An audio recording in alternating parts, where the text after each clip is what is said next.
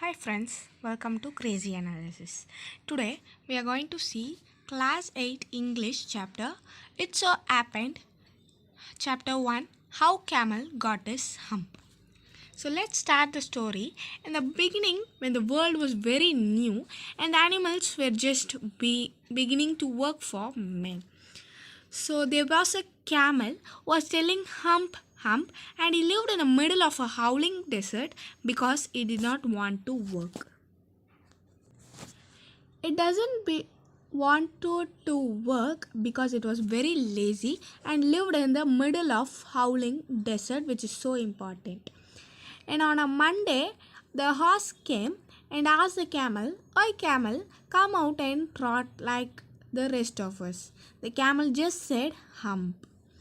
And the next day, the dog came and asked the camel, "Oi camel, come out and fetch like the rest of us." The camel now also just say hump. And the next day, oxen came to the camel and said, "Excuse me, Mr. Camel, come and plow like the rest of us." The camel now also said hump. And the man said, "Dear tree, I'm very sorry for you, but that arm thing in the desert can't work, or you would have been here by now. So I'm going to leave him alone, and you must work the double time to make up for it." So the three animals got very angry and they held a panchayat, and there came the genie was crossing the desert and came along to the panchayat, rolling in the cloud of dust. "The gin of all deserts, it is right for anyone to be idle?" the oxen asked. And the genie said that certainly not. So the oxen said, "Well, there is a thing in the middle of your desert, and he hasn't done a stroke of work since Monday morning. He won't trot." This said the oxen. And the genie said, "View, that's my camel. What does he say about it?" The genie said.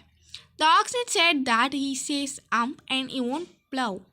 "Very good. I will hump him if you will kindly wait a minute," said the genie. And the genie went to the camel, which is living in the middle of the desert, and said that, "My friend, what's this I hear of you're doing no work?" The camel said, hump. "You're given the 3 extra works ever since Monday morning, all on account of your idleness."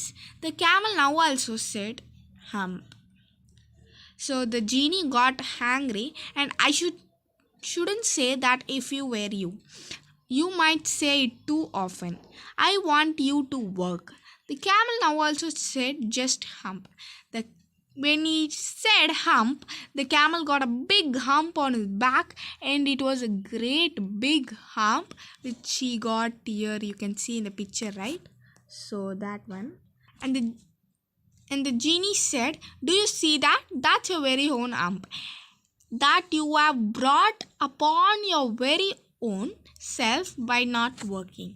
Today is Thursday, and you have done no work since Monday, and when the work began. So now you are going to do the work," the genie said. So the camel said, "How can I work with this hump on my back? It's so difficult for me." And the genie said that has a purpose, because you missed 3 days work, and you will be able to work now for 3 days without eating. You can live on your hump. So don't you ever say I never did anything for you. Now come out of the desert and go to the tree and behave," the genie said. So the camel went away to join the tree, and from that day he was always wears a very big hump on his back, but he was never yet caught up with the 3 days work that he missed at the beginning, and he was yet never learned how to behave. So the camel learned how to behave and how to do all the work from the three friends. And this story is by Rudyard Kipling, a famous author of child stories. So thank you friends. If you like this video, like, share and subscribe my channel. Thank you. Thanks for watching.